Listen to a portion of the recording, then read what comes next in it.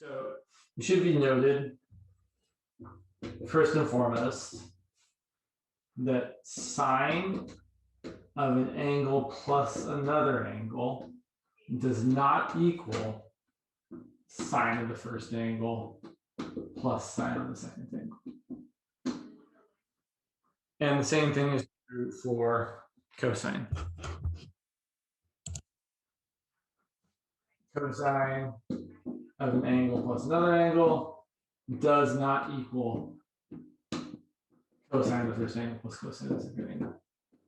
There are some angles you can make this work for, right? Like, for example, there are some exceptions, but generally this is not true, right? Like with a lot of things, there are things that are generally not true that occasionally can be true. Like, for example, the square root of x squared plus y squared, generally, almost all the time, is not equal to x plus y.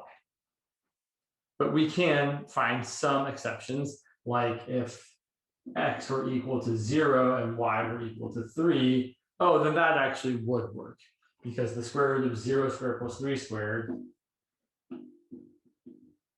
is just the square root of 9, which is 3, which definitely is equal to 0 plus 3.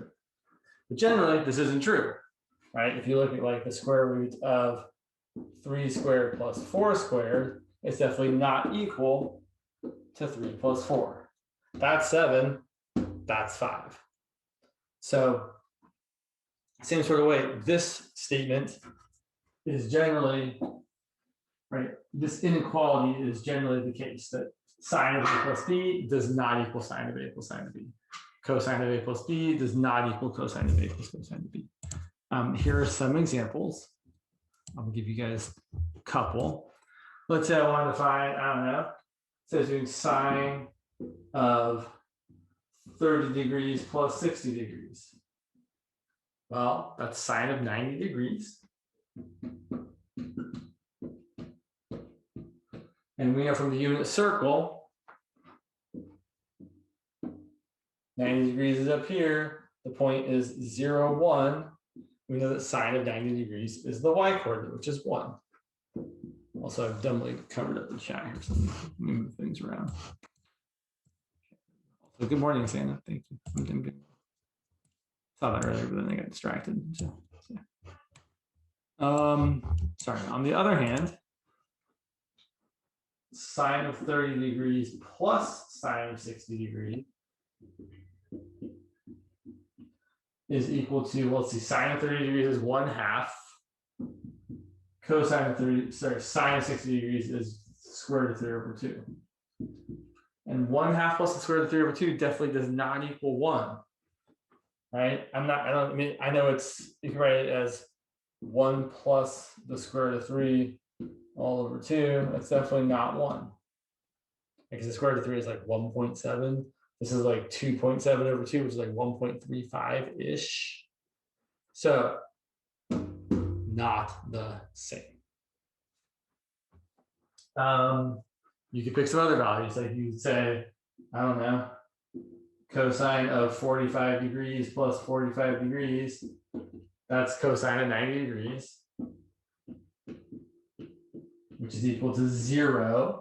Right? Cosine of 90 degrees, same point on the unit circle, cosine is the x coordinate. But cosine of 45 degrees plus cosine of 45 degrees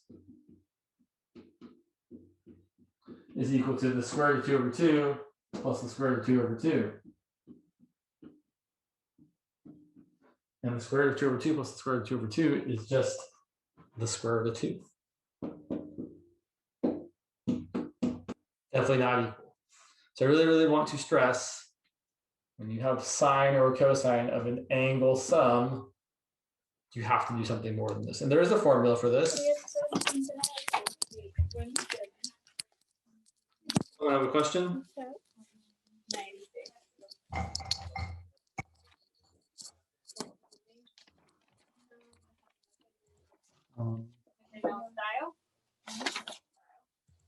Someone is unmuted, which is fine, but I'm going to. All right, I got it. I can mute people. I have that power. If you do have a question, Fernanda, feel free to type something in or let me know you want me to unmute you and I will.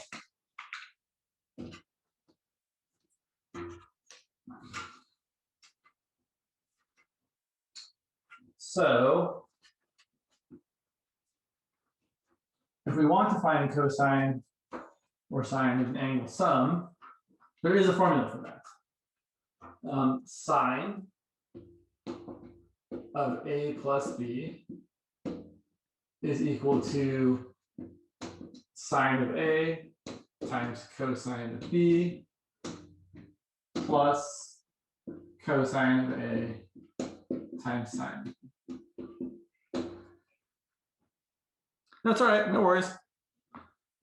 Similarly, there is a formula for cosine. Cosine of A plus B is equal to cosine of A times cosine of B minus sine of A times sine of B. Okay. So, for example, the formula, the examples I was just talking about, like if I actually wanted to do sine of 30 degrees plus 60 degrees, yes, we know it's equal to 1 because we know it's sine of 90 degrees. And we can also, if we wanted to, although you don't really want to, but you could use this formula and say, okay, that's going to be sine of 30 degrees times cosine of 60 degrees plus cosine of 30 degrees times sine of 60 degrees. Let's see what we get. And we know that sine of 30 degrees is 1/2. Cosine of 60 degrees is also 1/2. Cosine of 30 degrees is the square root of 3/2. Sine of 60 degrees is also the square root of 3/2. So we end up getting 1/4. I feel like I might have made a mistake. I did. I wrote minus when it should have been plus. Okay, 1/4 plus square root of 3 times square root of 3 is 3 over 2 times 2 is 4. And 1/4 plus 3/4 is equal to 1. So it works, right? We know that sine of 90 degrees should actually equal 1. So great. I'm going to leave these up here for a second because we're going to come back to them. I have a quick question. Go ahead. So for the first problem, is that a plus or a minus? In this? That's an excellent question. That's a plus. That's a minus. These are both pluses. Thank you. You're welcome. It's definitely an important clarification. So why do we care about this formula? Well, the interesting thing about this formula is it actually allows us to calculate sine and cosine and other trig functions. They're really mostly sine and cosine of some new angles. So far, our kind of repertoire of angles that we are able to take sine and cosine of using, or not using calculators, I should say, right? We are kind of limited to things like 0, pi/6, pi/4, pi/3, pi/2, etc. Other things that have those angles as reference angles. Or if you prefer degrees, 0 degrees, 30 degrees, 45 degrees, 60 degrees, 90 degrees, etc. But now, what's kind of neat is we can use this formula to find sine or cosine of something that's like 75 degrees. Basically, I can use this formula to find sine or cosine of an angle that is the sum of angles I already know how to deal with. So I can find sine of 75 degrees by saying, okay, well, that's sine of 30 degrees plus 45 degrees. And then I can write my answer as, or I can use the formula. So again, we have to know the formula. Sine of A plus B is sine A cosine B plus cosine A sine of B.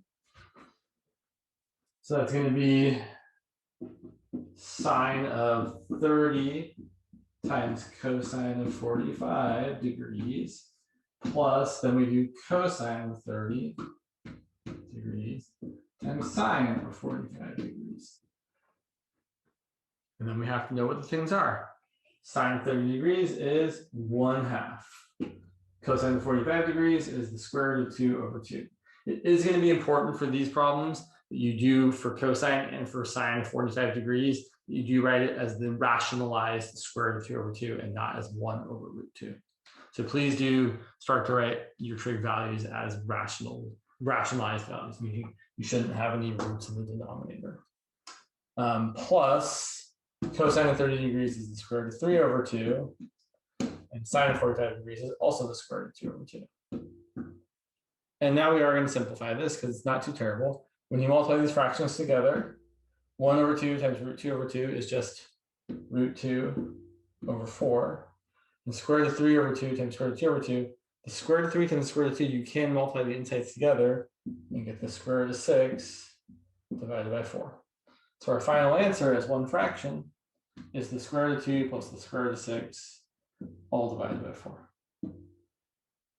And we can't simplify it. That's all we can do with it. Sorry, pat on my finger. Okay, let's look at another example. Let's say I want to find cosine of, yeah, let's do that, sure. Let's do 11 pi over 12. Okay, so the trick to doing this is, I know I want to write cosine of 11 pi over 12. I want to write the angle 11 pi over 12 as the sum of two angles that I know how to deal with that add up to that. One option that's totally viable, you could change this to degrees. You could change it to 100, it's equal to 165 degrees. But there's actually, I think there's a way to do this. It's actually easier if you don't change it to degrees. So here's the thing. I'm going to look for two fractions that add up to 11 pi over 12 that both reduce. So one option that's not going to work would be 11 pi over 12 equal to 1 pi over 12 plus 10 pi over 12. 10 pi over 12 definitely reduces to 5 pi over 6, and we know how to deal with 5 pi over 6. 1 pi over 12 does not. Here's another answer that wouldn't work. 4 pi, that would totally work, sorry. 5 pi over 12 plus 7 pi over 12. Right, both of these fractions don't reduce. That wouldn't work. No, the square root of 2 plus the square root of 6 does not equal the square root of 8. This is as simplified as this gets. If you don't believe me, I would encourage you to look on a calculator. Do the square root of 2 plus the square root of 6, and then see what the square root of 8 is, and you'll see that they're totally not the same. Okay, thanks. You're welcome. But we can, so typically what I do is I just try and pick the smallest thing. So I'm trying to find two numbers that add to 11. So I tried 1 and 10, let's try 2 and 9. So I write this as 2 pi over 12 plus 9 pi over 12. Hey, look, both of those reduce. That reduces to pi over 6. That reduces to 3 pi over 4. So when I'm going to try and write cosine of 11 pi over 12, I'm going to write it as cosine of pi over 6 plus 3 pi over 4. And then I'm going to use the cosine formula, which is cosine of the first, I feel like I should write this on the next line. That's going to be cosine of pi over 6 times cosine of 3 pi over 4. And then for cosine, if it's a plus here, it changes to a minus over on the second part. All right, so the sine formula, the sign stays the same. For the cosine formula, the sign changes. So cosine pi over 6 times cosine of 3 pi over 4 minus sine of pi over 6 times sine of 3 pi over 4. Okay, pi over 6 is a known angle. We know that cosine of pi over 6 is equal to root 3 over 2. That's going to be root 3 over 2 times cosine of 3 pi over 4. So 3 pi over 4 has a reference angle of pi over 4, but it's in quadrant 2. So cosine of 3 pi over 4 isn't positive root 2 over 2, it's negative root 2 over 2.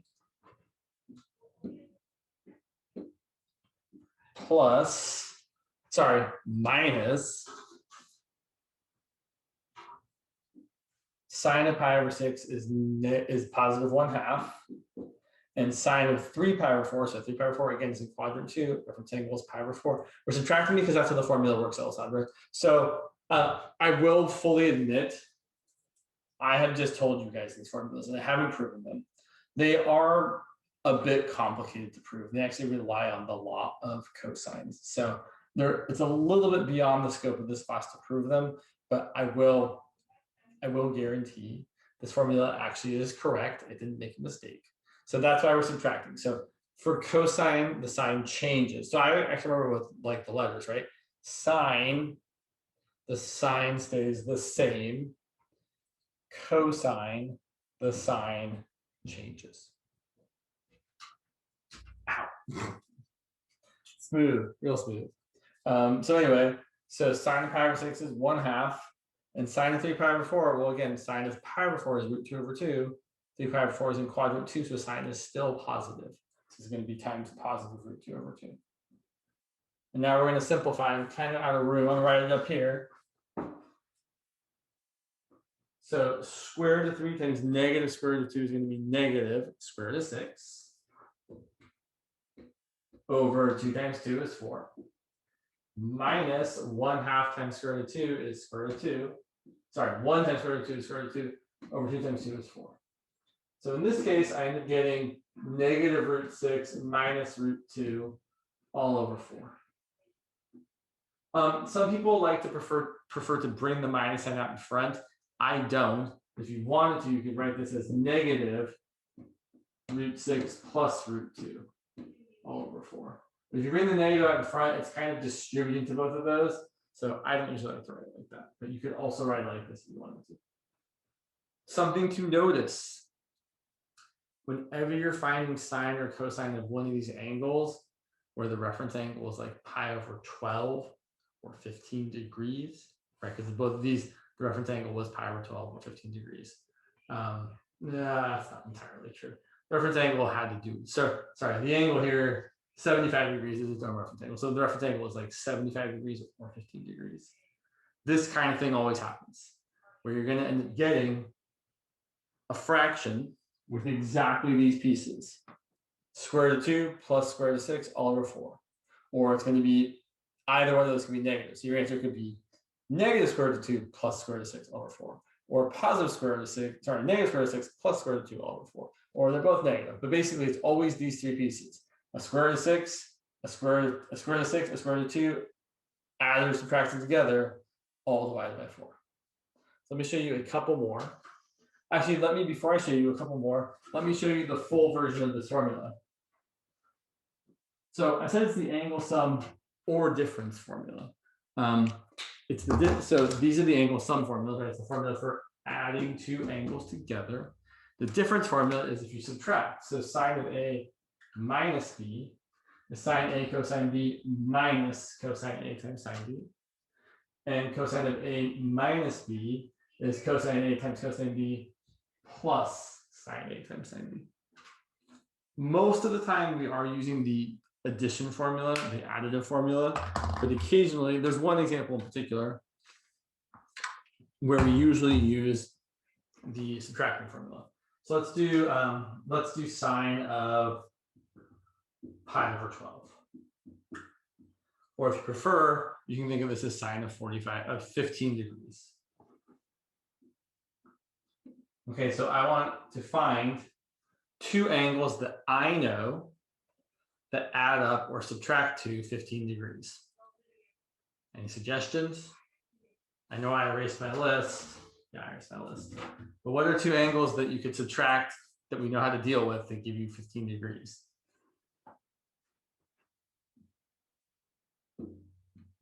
Maybe 45 and 30. That is one excellent answer. But you could also use 60 and 45. So you can actually do it two different ways, that'd be fine. So I'm gonna write it this way like this. You can also write it as sine of, using radians, 60 degrees is pi over 3 minus 45 degrees is pi over 4 radians. So basically all these boil down to the following. You're always going to be adding or subtracting two angles together. One of them will always be a 45-degree angle or an angle whose reference angle is 45 degrees or pi over 4 radians, right? There's a pi over 4 there, there's a 45 degrees there. There's a 3 pi over 4 there. There's a 45 degrees there, right? So there's always going to be something whose reference angle is pi over 4 radians or 45 degrees. And then the other angle is either going to be an angle whose reference angle is 30 degrees or 60 degrees, or pi over 6 radians or pi over 3 radians. It's going to be one or the other. This one was a 30 degree, so was this one. This one's a 60 degree, right? So you can, it's always going to be a 60 or a 30 and a 45. So we can do this one either way. Let's do this first. This is going to be sine of pi over 3 times cosine of pi over 4. Now, since it's a sine and it's a minus, well, the sign stays the same. So if it's a minus here, it's a minus here. And then it's cosine of pi over 3 times sine of pi over 4. Let's see what we get. Let's see, sine of pi over 3 is square root of 3 over 2. Cosine of pi over 4 is square root of 2 over 2. Minus cosine of pi over 3 is 1/2. Sine of pi over 4 is root 2 over 2.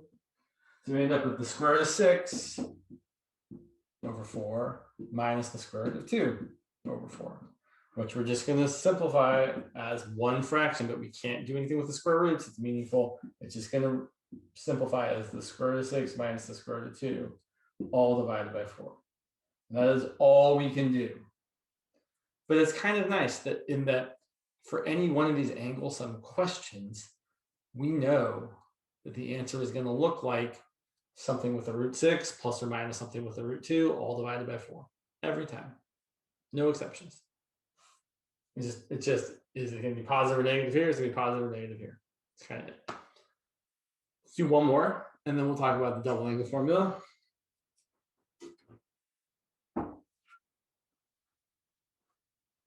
Let's do a bigger one. Let's look at, sure, let's do that.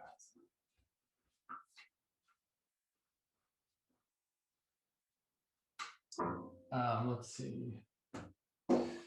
Let's do, we did sine, let's do, sure, let's do cosine of 17 pi over 12.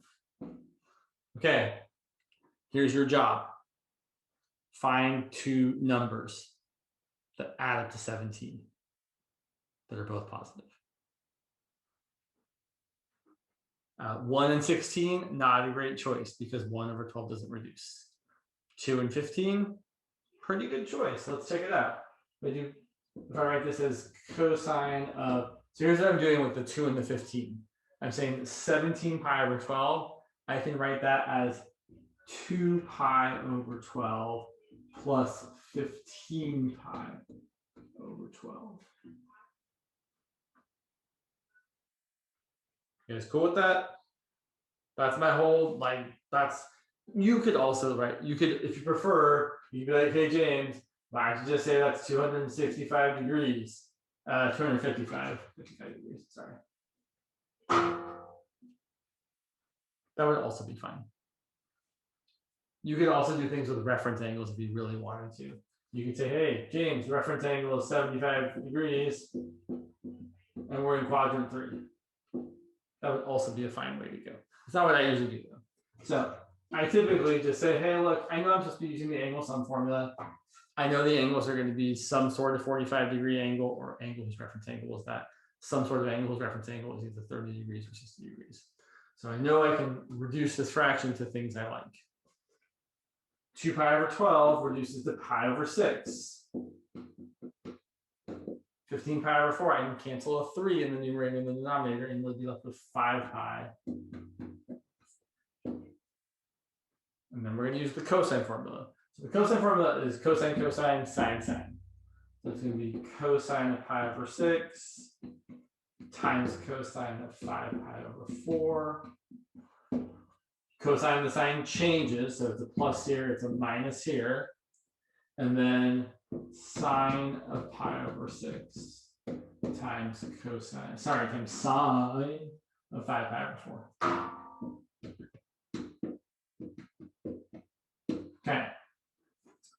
cosine of pi over 6 is the square root of 3 over 2. So here's the deal. When I say that, when I'm like, oh yeah, I know cosine is root 3 over 2, then I also know that sine of the same angle is the other value that goes with root 3 over 2, which is 1/2. So if you know cosine of pi over 6, you also know sine of pi over 6, and vice versa. Okay, 5 pi over 4, we know has a reference angle of pi over 4. We know that cosine and sine are both going to be some sort of root 2 over 2, either positive or negative. So now I'm going to have either a positive or a negative root 2 over 2. And the same deal for sine. I'm going to have a positive or a negative root 2 over 2. Let's see. 5 pi over 4 is in quadrant 3, right? 1 pi over 4 is in quadrant 1. 2 pi over 4 reduces. 3 pi over 4 is in quadrant 2. 4 pi over 4 reduces. 5 pi over 4 is in quadrant 3. We're just going around until we get to the next one that doesn't reduce. So quadrant 3, tangent's positive and sine and cosine are both negative. That's a negative, that's a negative. And now we're ready to just do the simplification. Positive times a negative is going to give me a negative root 6 divided by 4. Minus a minus of plus root 2 divided by 4. And although you could write this as negative root 6 plus root 2 all divided by 4,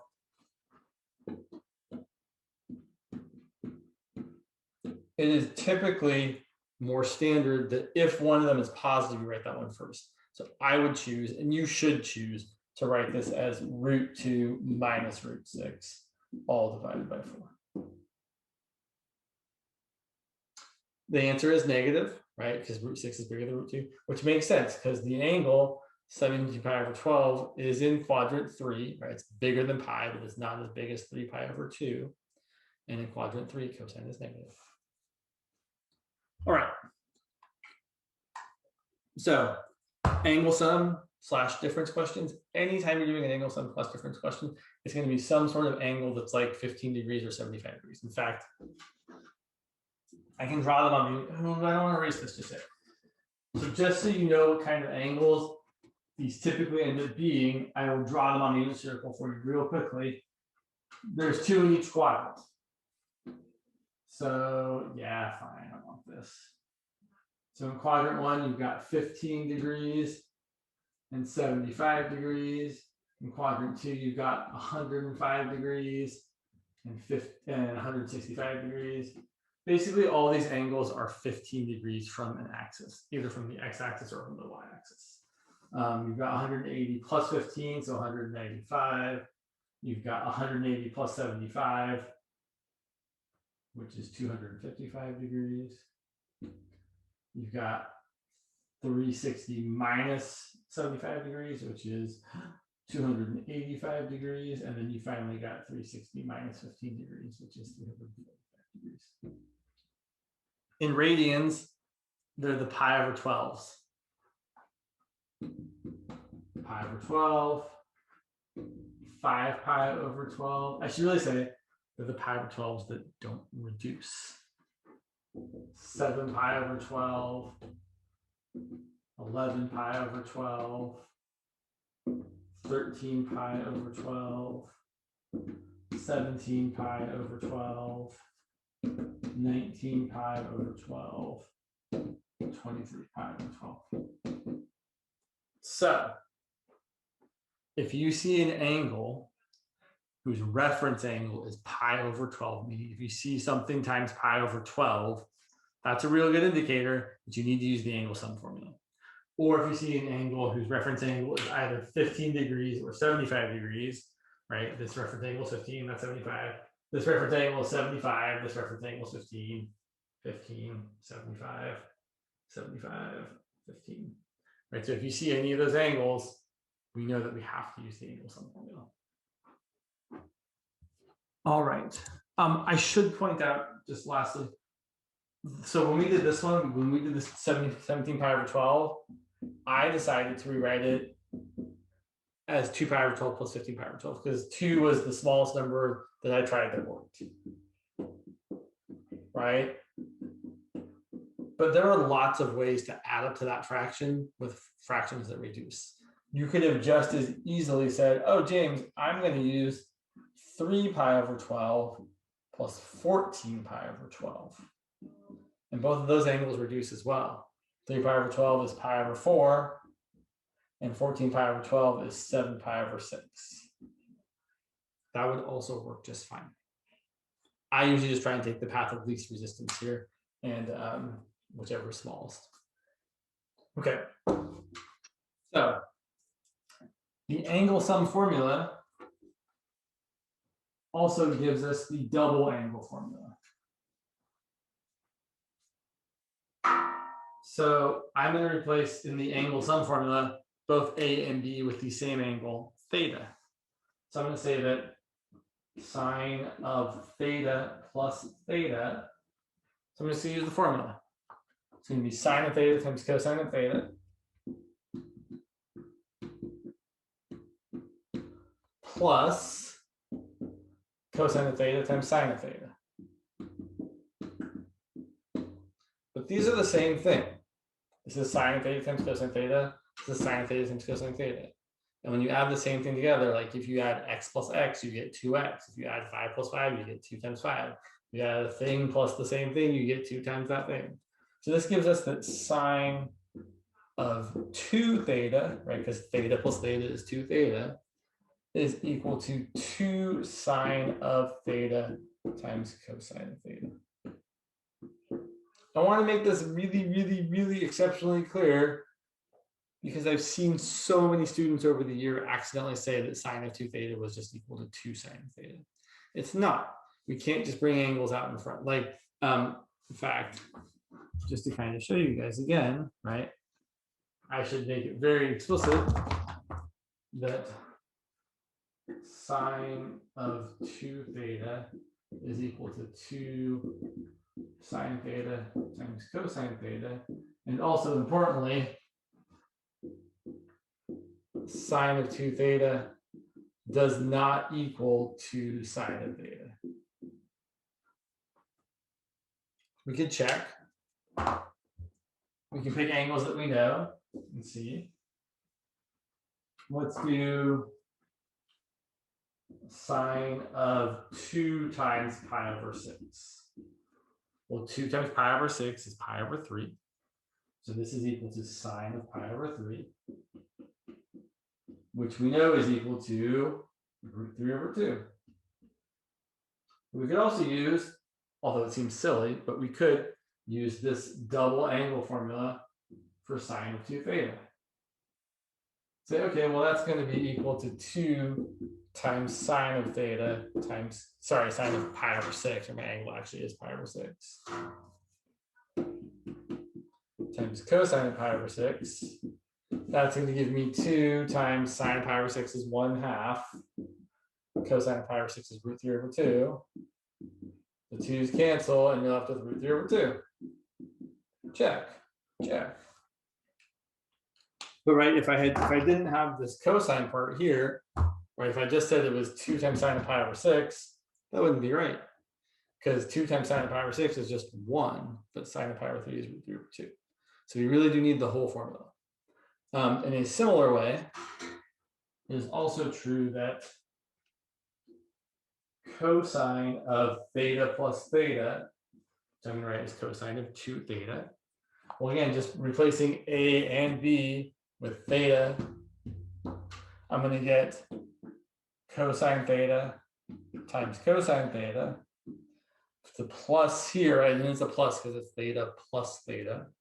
It's going to be a minus here. So it's going to be minus sine of theta times sine of theta. So what do I have? I have that cosine of 2 theta. When you write cosine theta times cosine theta, you write it as cosine squared theta. So it's cosine squared theta minus sine squared theta.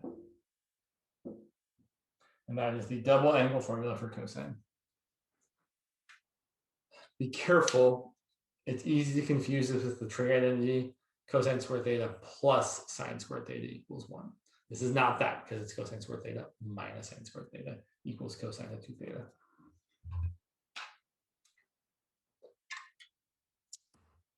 Now, we don't really do a whole lot with these formulas. These formulas come up a lot in Calc 2. Sometimes it's really, especially this one, sometimes it's really important to be able to rewrite sine of 2 theta as 2 sine theta cosine theta. For now, we can't really do a whole lot with these formulas other than find sine and cosine of angles we already know how to find sine and cosine of. The one thing we can do, and the one thing we will do, is ask questions like this. So here is the given information. There's definitely a homework problem like this in your, I'm going to change this one up a little bit. Yeah, I'm going to make this a little bit different. Let's say that cosine of theta is equal to, I don't want to give you such a nice number. Say cosine of theta is equal to -6/7. Yeah, that would be good. And sine of theta is less than 0. Sure. I want to find all the things. I want to find cosine of 2 theta. I want to find sine of 2 theta. And then I also want to know what quadrant is 2 theta in, which we don't know. In fact, let me show you why we don't know. What quadrant is theta in? Well, cosine is negative.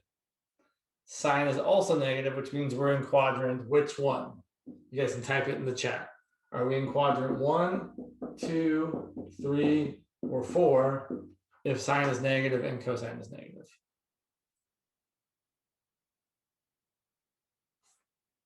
Are we in the second one? Let's see. So in the second quadrant, what's positive? Sine. But we would need sine to be Negative. right. So we're not in quadrant 2. I think Irene's got it. We're in quadrant 3. Because in quadrant 3, tangent's positive, which means sine and cosine are both negative. Because here's what I want to point out. Our angle is in quadrant 3. So theta is definitely bigger than 180 degrees and less than 270 degrees. If you take double theta, if you multiply everything by 2, 380 times 2 is 180 times 2 is 360. And 270 times 2 is 540 degrees. So 360 degrees is 1/4 revolution. There's 360. And then another 90 is 450. Another 90 is 540. So the problem is twice theta might be in quadrant 1, but might be in quadrant 2. And the only way we can figure out which quadrant it's in is to determine whether these are positive or negative. So let's find out. So to do that, we're going to draw a triangle because we're going to use the formulas, right? We're going to say that, okay, cosine 2 theta is cosine squared theta minus sine squared theta. But I need to know what sine of theta is to figure that out. Similarly, sine of 2 theta is 2 sine theta cosine theta. I need to know what sine of theta is to figure that out. So I'm going to draw a triangle to figure out what sine of theta is. I'm not going to draw it in the third quadrant. You totally can. Here's the way I like to do it. There's my angle. Cosine of theta, I'm ignoring the negative sign. Adjacent over hypotenuse, that's cosine, right? Cosine theta is adjacent over hypotenuse. I need to find the opposite side. Somebody used the Pythagorean theorem. So let's see, I've got 6 squared plus the opposite side squared equals 7 squared. So let's see, that's 36 plus the opposite side squared equals 49. Subtract 36, the opposite side squared equals 13. So the opposite side is the square root of 13. There is no simplifying that. There is no approximating that. If you're getting something that's a square root of a number like the square root of 91 in your homework, it should be staying as the square root of 91 and not being rounded up or rounded down to the nearest integer. So square root of 13 is square root of 13. That's all there is to it. So now look, I can find these things. Cosine squared theta, well, cosine theta. Oh, sorry, I should point out before I get going here, I should actually find sine theta. So sine of theta, using my triangle, is opposite over hypotenuse, which is the square root of 13 over 7. But then I go back and say, hey, wait, I know that I was in quadrant 3, or I know that sine is negative, so my answer actually has to be negative. So don't worry about if it's positive or negative until after you found the value, and then just be like, I know we're in quadrant 3, so sine is positive, or I know we're in quadrant 4, so tangent is negative, right? Like, I think I said sine was positive. I meant to say sine was negative. Sorry. So now we can find cosine of 2 theta because it's cosine squared. So cosine is negative 6/7 squared minus sine squared. So sine is negative root 13/7 quantity squared. Let's see, that's going to be a negative 6 squared is a positive 36/49 minus negative square root 13 squared is 13/7 squared is 49. 36 minus 13 is 23/49. So there's your cosine of 2 theta. Let's find sine of 2 theta. Sine of 2 theta is going to be 2 sine of theta cosine of theta. It's going to be 2 times sine of theta is negative root 13/7. Cosine of theta is negative 6/7. I have to erase my triangle here, sorry. This is 2/1 times negative root 13/7 times negative 6/7. The denominators multiplied together, you get 1 times 7 times 7. The numerators multiplied together, you get 2 times negative 6 times negative root 13. So 2 times 6 is 12, so you get 12 root 13. And it is positive on top because it's negative. Okay? You can't simplify that. You have to leave it as is. So let me ask you guys. Cosine of 2 theta is 23/49. Sine of 2 theta is 12 root 13/49. What angle is 2 theta in? Well, cosine of 2 theta is positive. Sine of 2 theta is positive. So 2 theta must be in quadrant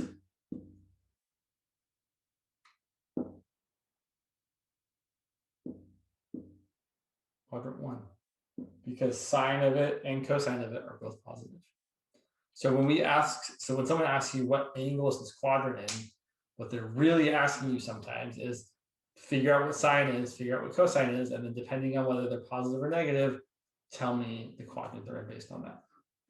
There's another example of this in the notes that I didn't do where the cosine is equal to negative 5/13. I would encourage you guys to look at that one if you have a chance. All right, we got 5 minutes left. Okay. Let's look at a couple of examples.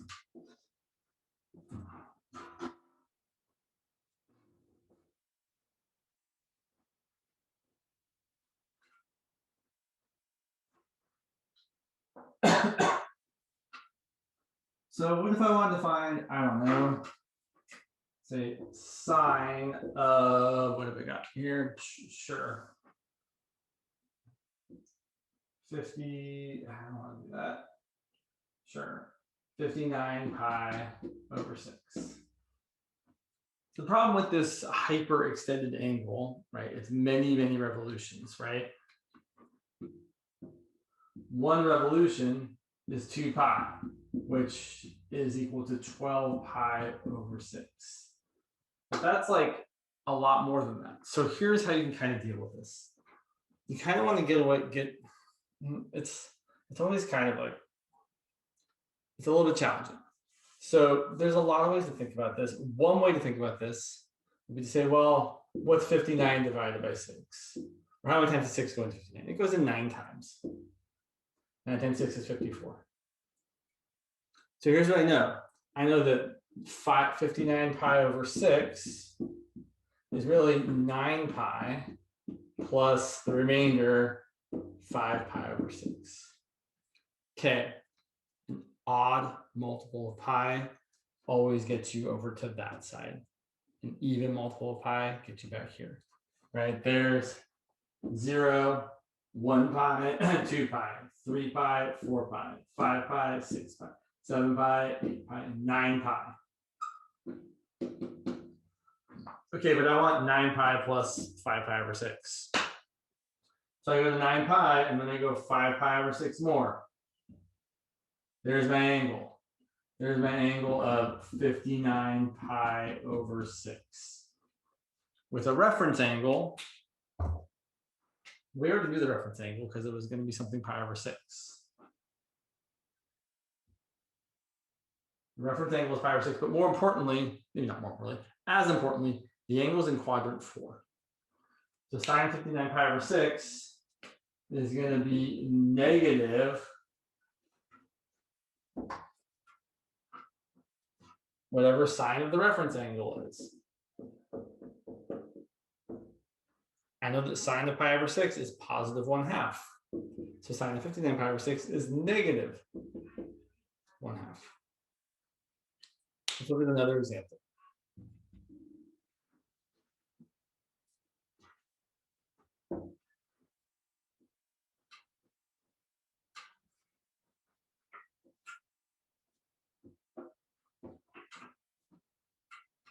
What if I wanted to find, say, I don't know, secant of, sure.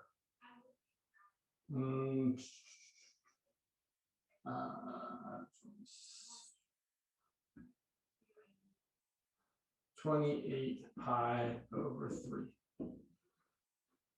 We already know the reference angle. That doesn't reduce. Reference angle is pi over 3. All we really need to figure out is what quadrant we're in. So how many full pi's do we have? I meant to do 26 pi over 3. Sorry. We can do both. Do 26 and 28. So 26 pi over 3.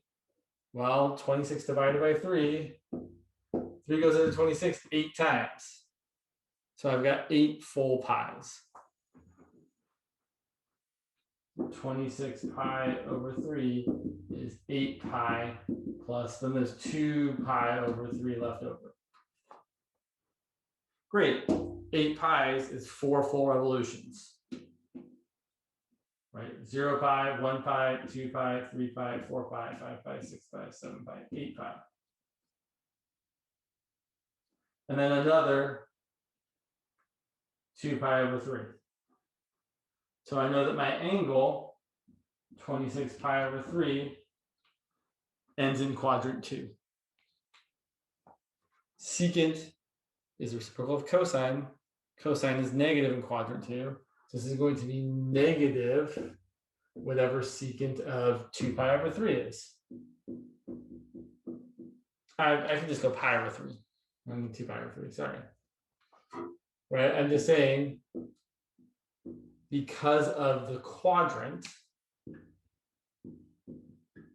because of quadrant 2, we know secant is negative, and then secant of the angle is negative secant of the reference angle. Cosine of pi over 3 is 1/2, so secant of pi over 3 is 2. So secant of 26 pi over 3 is negative 2.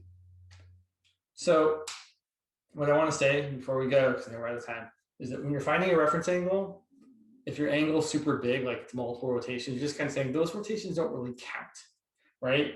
These 4 full revolutions, they're meaningless, really, if you're trying to find secant of 26 pi over 3. It's just as good to find secant of 2 pi over 3, because those angles are coterminal. They end at the same place.